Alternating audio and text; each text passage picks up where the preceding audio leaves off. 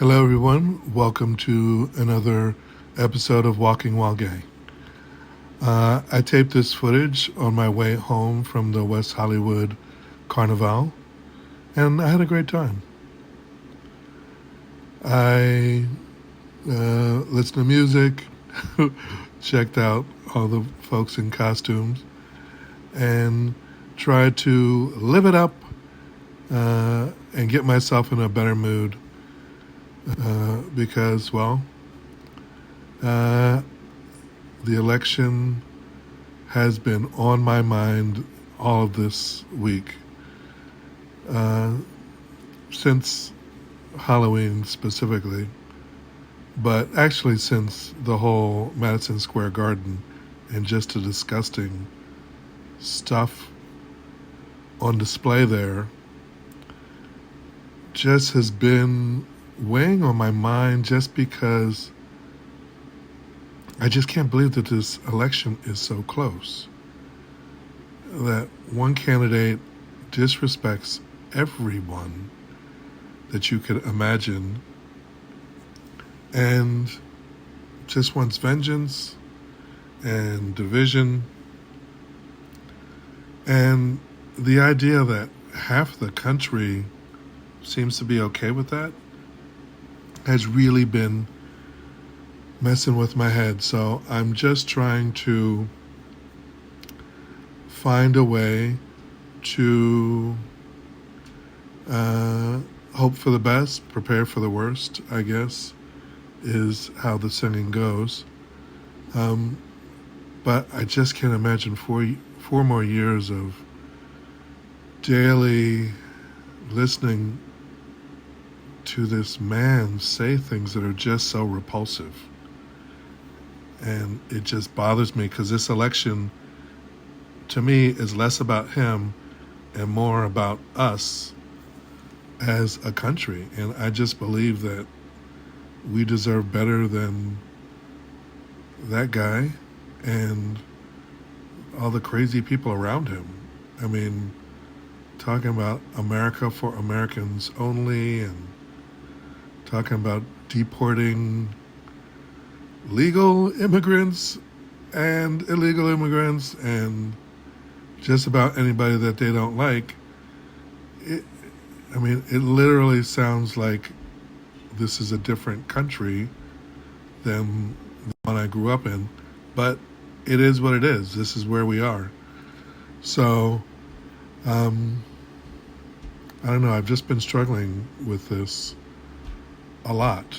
I know that they addressed this at the Go Show lecture that I went to a little while ago that I found so inspiring. Someone had brought up, how do you kind of deal with this? And the reality is we have no control over what's going to happen. We all have the power to vote and hope that people are voting for someone that will bring peace and solidarity back to this country. And if not, that we will have the strength to deal with it and be able to deal with one another civilly, despite having opposing views. But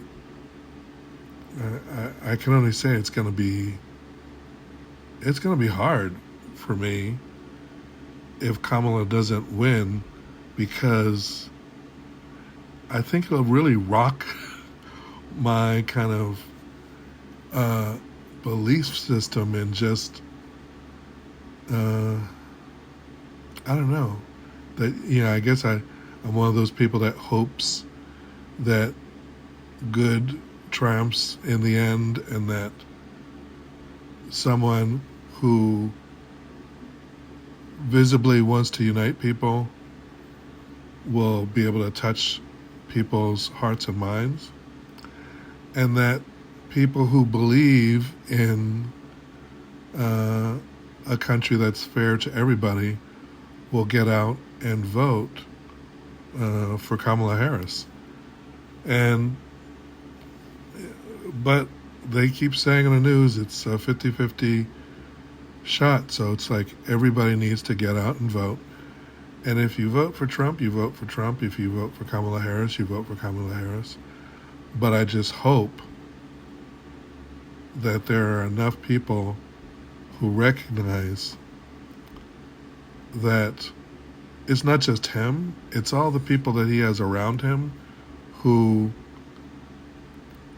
spew so much hate. And the idea of him saying there'll be a day of, just letting the police do whatever they want just to scare people into be law-abiding. I mean, what kind of country is that? It really makes no sense to me why